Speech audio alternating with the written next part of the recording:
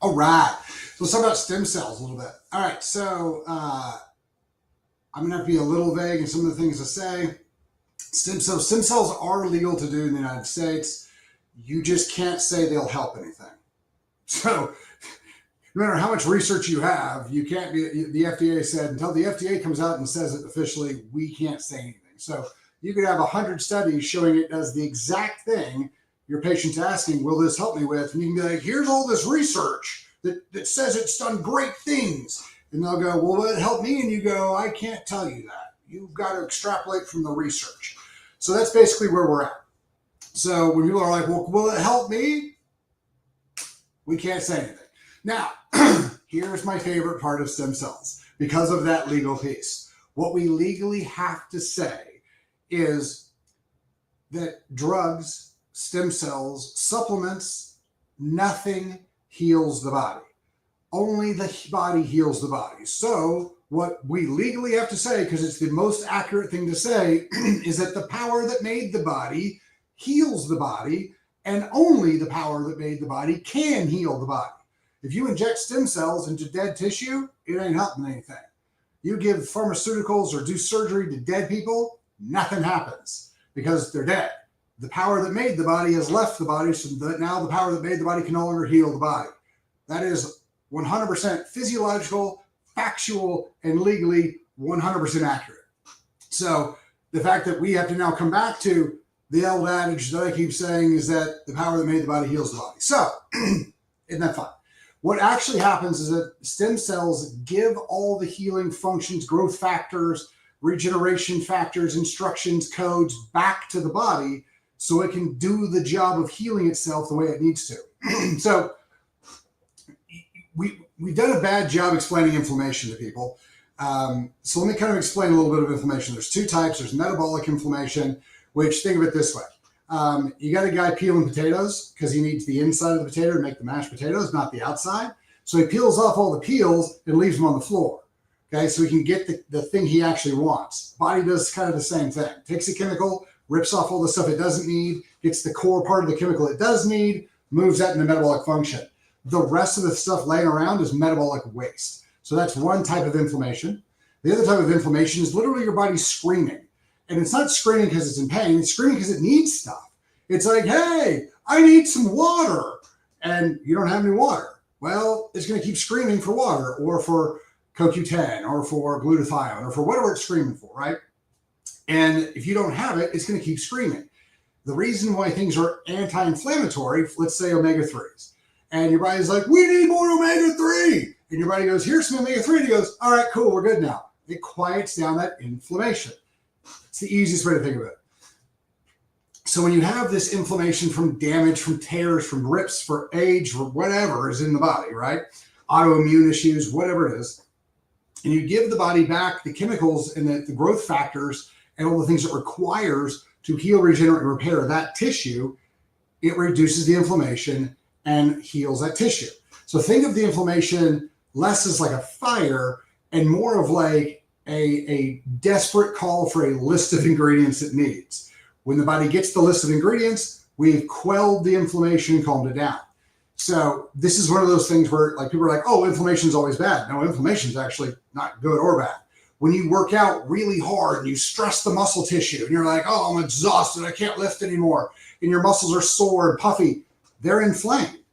But what they do is they go, oh my gosh, we need more molybdenum and selenium and cofactors and like all that. And your body goes, cool, we have all those things, and gives it to it. And the body regenerates and heals because it was inflamed and asking for these specific nutrients, gets the nutrients, inflammation goes away, healing commences, muscle growth happens. That's kind of the easiest way to think about it.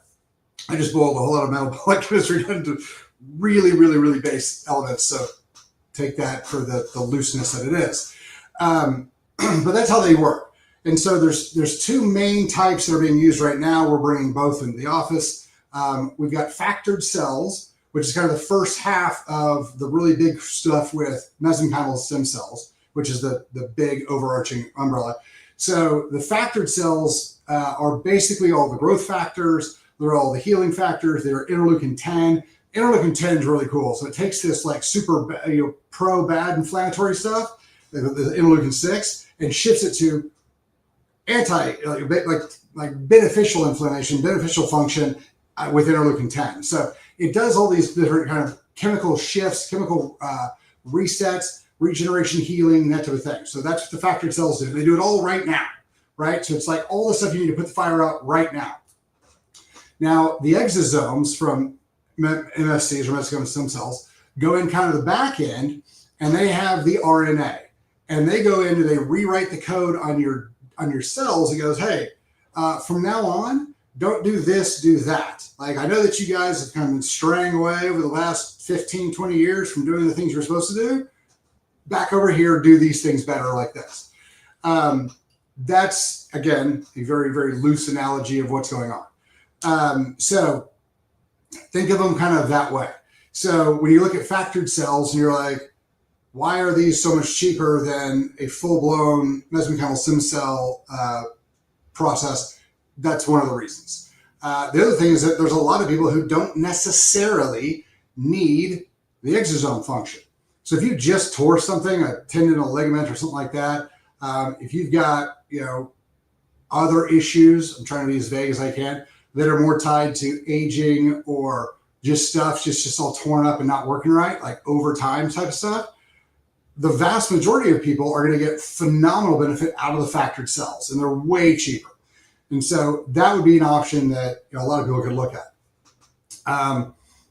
Again, I can tell you what research has shown. I can't tell you if it'll help you personally at all, but what we've seen good benefit from research-wise is people are feeling better from, when they do stem cells and they had long COVID. People are looking and feeling better, and they're happier with hair loss, especially hair loss associated from COVID and stuff like that. Burns, ligaments, tendons, joints, healing, stuff like that. Stem cells can actually become other tissues.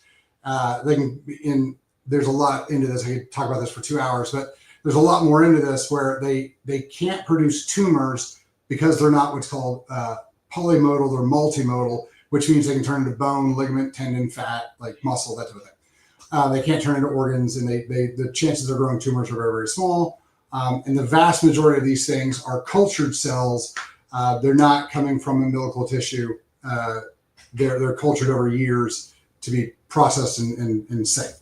So we are going to bring these into the office. So if you guys have been have questions about them, if you guys have been looking for them, if you guys want, you've got that old injury that you're always wondering, how I'd like to try this as an option before I do surgery, or the best option is I just had surgery or I'm about to have surgery and I want to increase my body's ability to heal as fast and as much as I possibly can, especially if I'm over the age of 30 or I'm a high-end athlete trying to get back into my sport in the middle of the season or right before season type of thing. So if you guys have any other questions about stem cells, factored cells, or that type of stuff, give the office a call and we'll go through it.